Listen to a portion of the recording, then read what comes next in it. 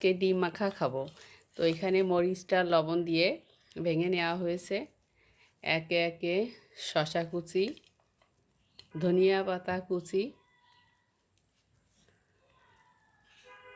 পেঁয়াজ কুচি আর মরিচ,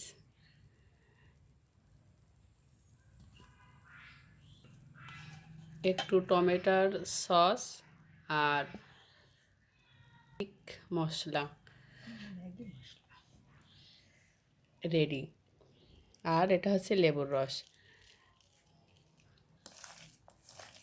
আমরা এবার দিয়ে দিচ্ছি তেঁতুলের চাটনি। এটা বাজার থেকে কিনতে পাওয়া যায়, 5 টাকা দিয়ে পাওয়া যায়। ডিম রাখছি, সেখান থেকে এখন বানানো হবে। ওকে,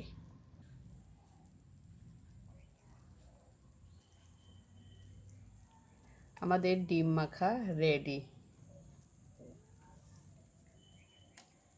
ডিম মাখা রেডি।